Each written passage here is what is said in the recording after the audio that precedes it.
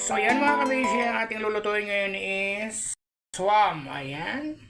Well, magandang buhay at magandang araw in behalf ni Daddy Frankie. Ayan sa buong team. Magluluto tayo ngayon ng swam mga kabisi. Siyempre lalagyan natin ng malunggay mga kabisi. So yan mga kabisi, ito lang gagawin natin. Tatanggalin lang po natin ang mga butil-butil ng paganere.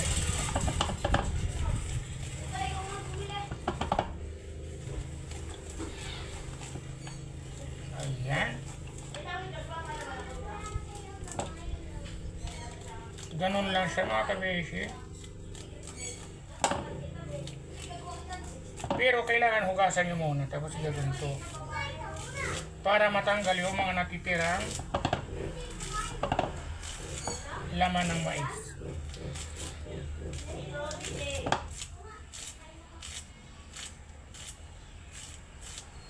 Ganun lang siya mga kabisi kasimple. Ayan. So stay tuned lang kayo mga kabisi. So meron tayong 2, 4, 6, 6 na mais mga kabisi ang ating gagawin. Lulutuin nating swam. Sarap nito mga kabis.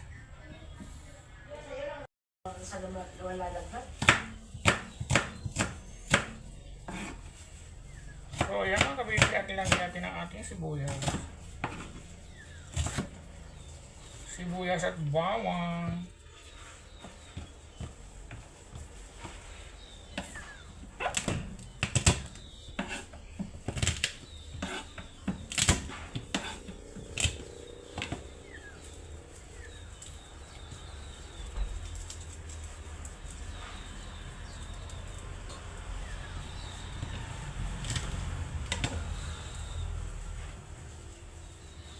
Ayan po kasi ito.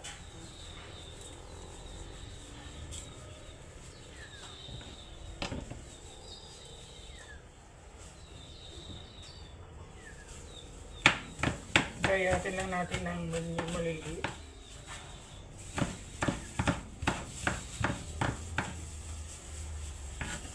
So ayan mga kabesh. So ang ating malunggay mga kabeshi, dito lang yan sa aming backyard. So atin na siya patanggalin sa kanyang stem.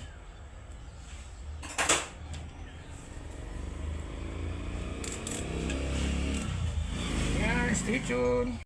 So yan, mag-start na tayo magluto mga kabeshi ng ating swam. Lalagay na tayo ng mantika. So yan, lagyan natin ang sibuyas. Unahin natin ang sibuyas. Matagal pa lang tunog tong sibuyas. And of course, sunod natin ang ating bawang. Imikos-mikos lang natin.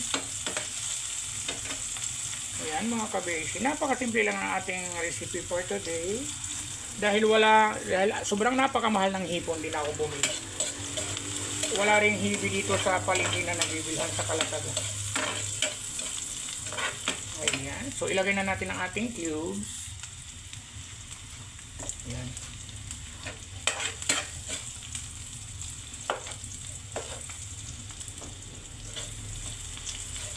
Shrimp cubes na kayo sa aking ginamit. Siyempre ilagay na natin ang ating mais. Napakasimple lang talaga nito mga kabis.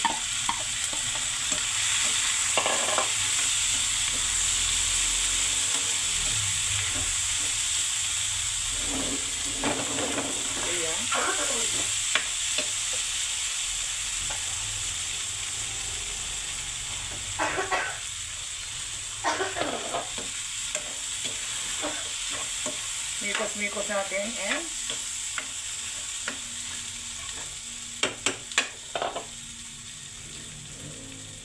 so lagyan natin ng konting bagoong.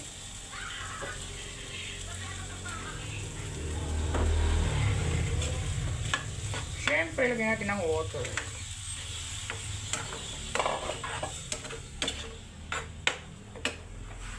Yan mga kabisyan, tayo natin hanggang kumulo.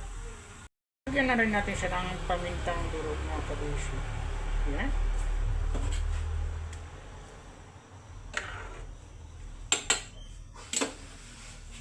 And antayin natin siyang kumulo.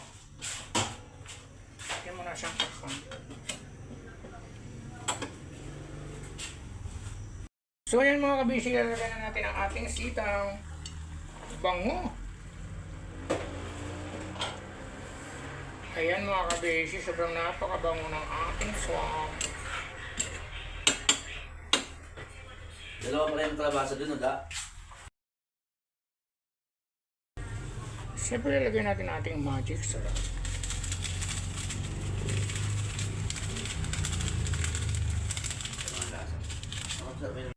So ayan mga kabisi, lalagyan na nga natin ang ating malunggay mga kabisi. Napakabango at sobrang sarap. Ayan, simple lang pero masarap siya. So mga kabisi, sobrang tagal ko na rin hindi nakakain ng swam. Ayan, so naisip ni Mami Joyce na ano. So wag natin i-overcook ang malunggay kasi pumapait siya pag na-overcook. So isang kulo lang, patayin na natin ngayon.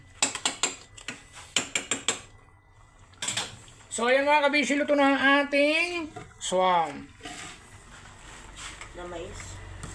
Ayan mais. Ayan, maraming salamat mga kabisi for watching.